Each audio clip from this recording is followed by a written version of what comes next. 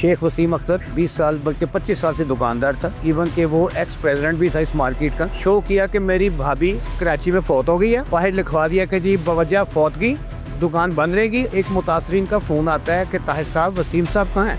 मैंने कहा यार वो कराची गया हुआ है। कहता सर वो कराची में नहीं है, मोबाइल सारे बंद है। मैंने कहा नहीं ऐसा नहीं हो सकता। उसने फिर मुझे फोन किया कि ताहिर साहब वो बंदा नहीं ट्रेस हो रहा। 10 से 12 किलो बनता है, 75-80% हमें श्योर है 50-55 करोड़ रुपया ये हैंड हो गया हुआ है। Everything was systematically done and well thought out. सबसे पहले उसने अपना बेटा बाहर भेजा, फिर उसने अपनी एक बेटी बाहर भेजी, बीवी, वो खुद और जो छोटी बेटी है वो इकट्ठे गायब हो गए। कितने अफेक्टीज हैं, कितने अफेक्टीज सामने आए, कितनी एफआईआर दर्ज हुई? जिनसे हम डील करें there around 35 in number. Asia की सबसे बड़ी गोल्ड मार्केट में तारीख का सबसे बड़ा फ्रॉड। जी हाँ, मैं मौजूद हूँ इचरा से मुत्तसिल लतीफ़ प्लाजा के बाहर, जहाँ पर एक होलसेलर जिसका नाम शेख वसीम अख्तर बताया जा रहा है, दुकानदारों का सोना जिसकी मालियत बताई जा रही है 1 अरब रुपए। जी हाँ, 1 अरब रुपए का फ्रॉड कर कर फरार हो गया है। आइए खोज लगाते हैं कि यह फ्रॉड कैसे हुआ है।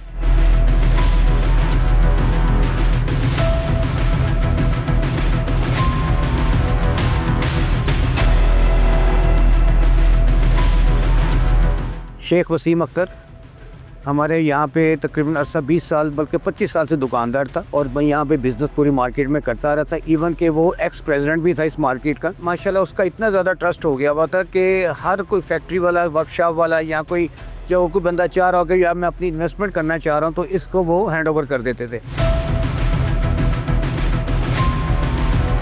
इवन इनकी जो स्टेप मदर थी उन्होंने भी इनको तकरीबन 3.5 किलो के करीब इनको दिया हुआ था सोना। इन्होंने अपना ट्रस्ट काफ़ी बिल्ड किया हुआ था, सिर्फ लाहौर में नहीं बल्कि सरगोदा से, कराची से लोग आके फैक्ट्रियों से आके माल इनको देते थे कि ये लीजिए आप माल पकड़। जैसे कि लेन देन होता कारोबार में कि जी माल आ रहा है, उसके बाद बेच के पेमेंटें दे देनी, उसके बाद फिर आगे माल आ गया। ये सिस्टम चल रहा था, बड़ी मतलब 15-20 साल से चलता आ रहा था। हमें अक्सर कहता था कि जी मैंने 4 साल के बाद बिज़नेस छोड़ देना ये वाला। मेरे बच्चे मलेशिया में एडमिट हो चुके हैं यूनिवर्सिटियों में, तो अब मैंने भी उनके पास चले जाना, मगर 4 साल के बाद।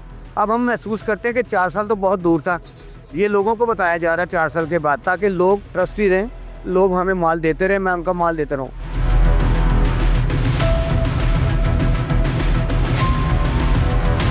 उसने ये किया कि शो किया कि मेरी भाभी कराची में फौत हो गई है। जुमेरात वाले दिन वो दुकान उसने बंद करके बाहर लिखवा दिया कि जी बवजह फौत की दुकान बंद रहेगी और मंगल वाले दिन खुलेगी। वो तो 4 से 5 दिन का जो प्रोसेस बंद था दुकान, सब लोग अपने अपने कामों में मसरूफ थे, किसी को पता नहीं कि ये क्या हो रहा है या क्या होगा। ये तो मुझे हफ्ते वाली रात को एक मुतासरीन का फ़ोन आता है कि ताहिर साहब वसीम साहब कहाँ हैं। मैंने कहा यार वो कराची गया हुआ है। तकरीबन मंगल को आगे उसने दुकान खोली। करता सर वो कराची में नहीं है, मोबाइल सारे बंद है, उसके बेटे का भी उसका भी, तो लिहाजा ये देयर इज़ समथिंग रॉन्ग। मैंने कहा नहीं ऐसा नहीं हो सकता। फिर सैटरडे की नाइट के बाद संडे मॉर्निंग जब आया, उसने फिर मुझे फ़ोन किया कि ताहिर साहब वो बंदा नहीं ट्रेस हो रहा है, फ़ोन उसके बंद है। इवन उसके जो 2 घर थे अपने थे उसके, वो भी उसके बिक गए हुए थे। हमें इस चीज़ का भी मालूम था। फिर हम कंफर्म हो गए कि लो जी अब ये हो गया हुआ है। सोना बताया जा रहा। देखें मेरी बात बड़ी ड्यूमर्स है, जितने मुँह उतनी बातें। ये एग्जैक्ट फिगर मैं आपको बताता हूँ। 30 से 35 बंदे हैं जो कि अफेक्टेड हैं। ठीक है सर, वो मिल मिला के अगर देखा जाए ना तो मेरे ख्याल 10 से 12 किलो बनता है, जिसकी वर्थ बनती होगी 5, 50, 55 या 60। मगर अभी एग्जैक्ट फिगर कोई भी नहीं बता सकता कि जी 1 अरब, पौना अरब या 1.5 अरब। नहीं, ये नहीं हो सकता।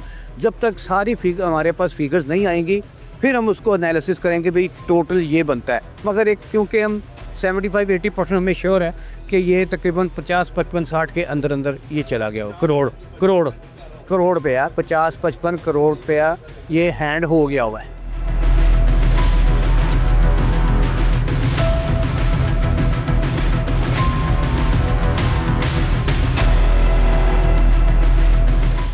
दुकानदार अपना सोना उसके पास क्यों रखवाते थे? ये कारोबार है। देखें मेरी बात सुने, आप कपड़ों को कारोबार ले लें, कपड़ों के कारोबार में सारा माल उस दुकानदार का अपना नहीं होता। वो फैक्ट्री वाले आके उसको जमा करवाते, लो जी ये हमारा माल इतना है, इतने दिनों के बाद हम इसकी रिकवरी दे देना या इसके पैसे दे देना या जो कुछ भी है। ये हर कारोबार में गिव एंड टेक होता है कारोबार। ये नहीं होता कि सारे का सारा माल अपना ही होता है।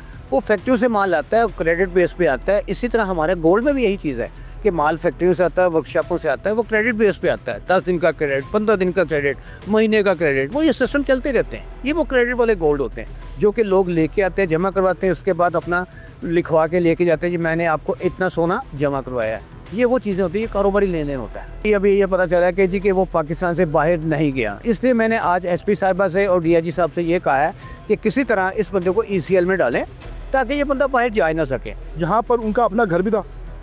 उसके 2 घर थे, दोनों उसके अपने ज़ाती घर थे। एक घर उसने बेचा, उसको जिसकी ये दुकान थी उसको उसने घर बेचा, पैसे पूरे वसूल कर लिए, स्टाम्प पेपर पे सिर्फ बयाना लिख के दिया।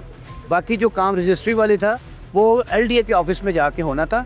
उस शख्स ने एलडीए में जाके अपॉइंटमेंट ली कि वसीम साहब आए, आमने सामने बैठ के ये ट्रांसफ़र करें मेरे नाम। उससे पहले वो काम हो चुका था। दूसरा जो घर वो भी बेच गया हुआ था। फिर जब उसके घर गए तो वहाँ पता चला कि दूसरी पार्टी बैठी, वो कोई प्रांत रोड का कोई दुकानदार है, उसने वो ख़रीदा हुआ। फिर उसके बाद 3 गाड़ियाँ थी, उसमें एक हैवल थी, एक प्रोटॉन थी, एक आल्टो थी।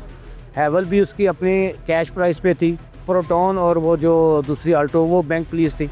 वो 2-3 गाड़ियाँ थी उसकी अपनी। वो गाड़ियाँ कहाँ हैं? हैवल तो वो बेच गया। अब हमें पता चला कि वो ट्रांसफ़र भी हो गई है, कल तक हो गई ट्रांसफ़र। जो प्रोटॉन है हमारे यहाँ पे एक ही दुकानदार है, उनको वो दे गया था, पैसे उसने वसूल कर लिए हुए थे, वो गाड़ी उसको दे गया हुआ था। कुछ किस्तें उसकी बाकी थी, वो कह रहा था कि बाकी मैं आपको क्लियर कर दूंगा। जो उसने तकरीबन 45-50 लाख दे दिए हुए। आल्टो जो है बैंक प्लास्टिक, तो पता नहीं वो गाड़ी कहाँ पे कहाँ नहीं। वसीम अख्तर यहाँ पर अकेला रहता था? नहीं, पूरी फैमिली के साथ रहता था वसीम अख्तर। अपनी उसकी वाइफ थी, 3 बच्चे साथ थे। उसमें से उसने 2 बच्चों को मलेशिया भेज दिया पढ़ने के लिए, एक बच्ची साथ ही साथ उसकी अपनी वाइफ भी थी।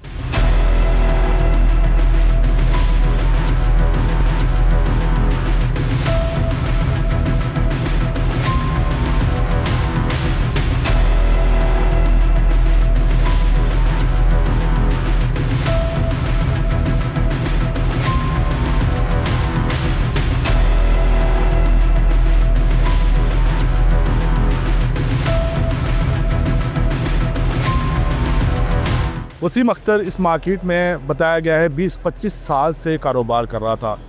उसने क्यों छोड़ी ये मार्केट? उसने ये फ्रॉड क्यों किया? आप क्या समझते हैं? मैं ये समझता हूँ कि उसके जो अय्याशिया थी ना जी, उसके जो एक्सपेंसेस उसने जो इतने बढ़ा लिए थे, अपने बच्चों को बाहर पढ़ा रहा था, अपना उसकी ट्रैवलिंग बहुत बढ़ गई थी 2019 से, जैसे कि पुलिस बता रही है उसके पासपोर्ट को चेक करके। उसने अपने अखराजात इतने बढ़ा लिए थे कि वो लोगों का ही सामान खा रहा था पिछले 5 साल से। शायद इतना बिजनेस नहीं था जितना वो इसको खा रहा था।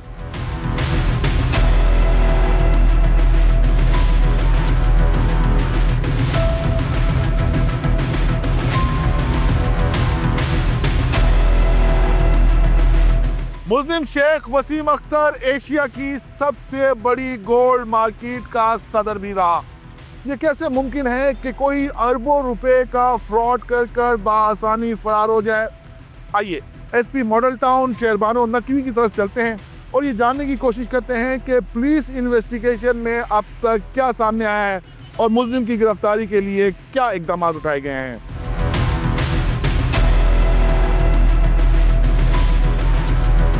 बहुत बड़ी रॉबरी बता रहे हैं, जो सोशल मीडिया पे वो बता रहे हैं कि 20 किलो सोना 1 अरब की मांगे थे। हकीकत क्या है? आपने जो सवाल पूछा उस पर 4 पहलू। सबसे पहला ये कि रॉबरी नहीं है, it's a case of a breach of trust. लोगों ने उनके पास ज्वेलरी और रखवाई हुई थी, वो कमेटियाँ भी डालते थे। 30 साल से तकरीबन इनकी यहाँ दुकान थी, तो एक ट्रस्ट का एलिमेंट एग्जिस्ट करता था जिसकी वजह से लोग सोना रखवा जाते थे। उसके साथ साथ लोग कमेटियाँ डालते थे और ये कमेटी भी जो नहीं है वो ओवरसाइट करता था, ओवरसी करता था और इकट्ठी करता था लोग। अब आ जाती है तीसरी चीज़, वो ये है कि ये कैसे हुआ। आपके सामने जब आपने कैमरा ऑन किया उससे पहले यहाँ 2 लोग आके बैठे हुए थे, वो आपने भी देखा, जिसमें से एक उसका ड्राइवर था और दूसरा जो था उनके दुकान पे काम करता था। दोनों जो है वो इस चीज़ को एक्नॉलेज करते हैं कि हमें पता ही नहीं चला कि उनके ज़हन में क्या चल रहा है। So this was an activity which was pre planned, thoroughly thought out. वो जब आपने ट्रेडर्स की बातें सुनी होंगी उसमें भी वो कहते हैं कि हमें कहता था कि मैंने तो 4 साल बाद मुल्क ही छोड़ देना है, 4 साल बाद मुल्क ही छोड़ देना है। तो वो बेसिकली उसने उन्हें उस बत्ती के पीछे लगाया हुआ था कि मैं तो 4 साल बाद मुल्क छोड़ रहा हूँ। तो लोगों को लगता था अच्छा 4 साल है, अभी टाइम है। तो उस टाइम से चीज़ें ले लेंगे, ये कर लेंगे, वो कर लेंगे, बट नोबडी न्यू कि इसने फ़ौरन ही मुल्क छोड़ देना। इसने अपना घर बेचा, ट्रांसफ़र करवाया दूसरे को, इसके नाम पे 3 गाड़ियाँ थी, जिसमें से एक गाड़ी इसने अपने एक फेलो जो ज्वेलर है उसको दे दी, दूसरी गाड़ी जो है वो भी बेच थी, वो रिसेंटली ट्रांसफ़र हुई है किसी और के नाम, और एक पीछे रह गई। तो everything was systematically done and well thought out. सबसे पहले उसने अपना बेटा बाहर भेजा, फिर उसने अपनी एक बेटी बाहर भेजी, फिर जिस तरह भी आपके सामने बात कर रहा था वो जो उनका ड्राइवर है, वो ये है कि बीवी, वो ख़ुद और जो छोटी बेटी है वो इकट्ठे गायब हो गए। जहाँ तक ताल्लुक़ है पुलिस क्या कर रही है उसका, तो पुलिस अगर काम ना कर रही होती तो ये दोनों लोग रात के 9 बजे इधर ना बैठे होते मेरे दफ्तर में, और हम उनसे बातचीत ना कर रहे होते। तो this is a case which is under investigation. जिस तरह अगर आप इनकी ट्रैवल हिस्ट्री देखें तो चंक्स के अंदर इनकी मूवमेंट्स होती हैं।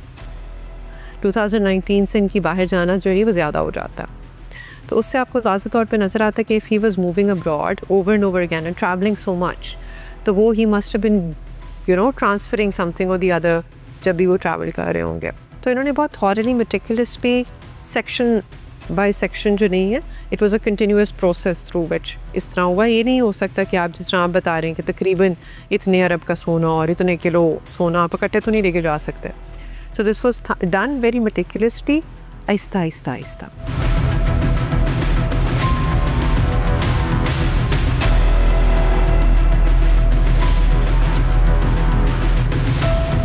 कितने अफेक्टीज हैं, कितने अफेक्टीज सामने आए, कितनी एफआईआर दर्ज हुई? पहली एफआईआर है वो सिद्दीकी साहब की गालिबन दर्ज हुई थी and that was worth 2 crore 25 lakh rupees. बाकी जो एप्लीकेशंस हमारे पास आई हैं उन चीज़ों के 2 रुख हैं। पहली एप्लीकेशंस वो हैं जिसके अंदर कमेटी के पैसे, दूसरी एप्लीकेशंस वो हैं जहां ज्वेलरी रखवाई गई। ट्रेडर्स के साथ बैठ के बात हुई, उन्होंने कहा जहाँ तक कमेटी के पैसों का ताल्लुक है तो कुछ लोगों को पैसे वापस मिले हैं। अभी एक दफ़ा में एयर क्लियर कर लेने कि कितने लोग हैं जो अफेक्टेड हैं कमेटी के पैसों के अंदर। हमारे पास जो एप्लीकेशंस हैं या जिनसे हम डील करें they are around 35 in number.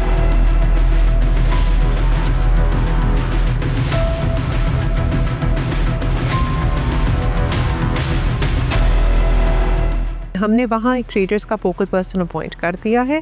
2 FIRs हो चुकी हैं, बाकी दरख्वास्तें जिस तरह आती जाएंगी उस तरह उनके सब्जेक्ट मैटर को देखते हुए हम लोग प्रोसीड करते हैं अंडर 406। जनूर है जो मुद्दई मुकदमा है 9 करोड़ की एफआईआर में, उसने कहा कि मैंने इसके बेटे को मैसेज किया व्हाट्सएप के ऊपर, तो पहले वो डबल चेक हुआ पूछने के लिए कि तुम्हारे वालिद किधर है, क्या हो रहा है, यहाँ का घर बिक क्या है, मैं घर किया हूँ तो सामने कोई और है, कोई ऐसा मसला तो नहीं हो गया। तो कहता है कि उसने मैसेज रीड किया और उसके बाद उसने अपना नंबर चेंज कर दिया। तो इसका मतलब ये है कि all the family knows what has happened and all the family knows what they are doing. Suspect के बारे में बताइएगा। He looks like a normal person। आपने उनकी तस्वीर देखी है, like a family man। कोई वैसे सोच भी नहीं सकता कि उनके ज़हन में ये चीज़ जाएगी। रिपोर्ट्स आ रही हैं कि मुलजिम जो है वो फरार होने में कामयाब हो गया है, कराची में है।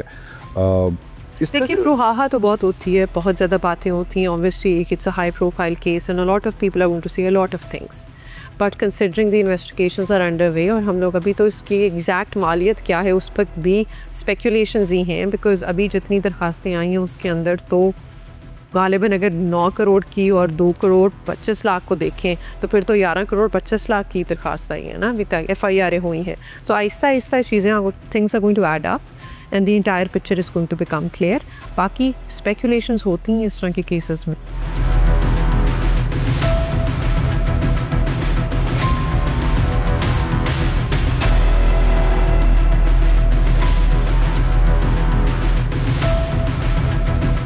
SP model town Sherbano Naqvi का कहना है कि ये फ्रॉड कितना बड़ा था इसका अंदाज़ा लगाना अभी मुमकिन नहीं, क्योंकि अब तक सिर्फ 2 मुतासिन सामने आए हैं, लेकिन उन्होंने ये भी बताया है कि मुतासिन की तादाद 35 है। जैसे ही मुतासिन पुलिस से रब्ता करेंगे मुकदमा दर्ज होंगे। इसके अलावा जो शेरबानो नकवी है उन्होंने ये भी बताया कि मुलजिम की गिरफ्तारी के लिए हर मुमकिन इक़दाम उठाए जा रहे हैं और इस बात का यकीन भी दिलाया कि मुलजिम को जल्द गिरफ्तार कर लिया जाएगा। इस वीडियो पर अपना फीडबैक जरूर दीजिएगा। अपना ख्याल रखिएगा। अल्लाह हाफ़िज़।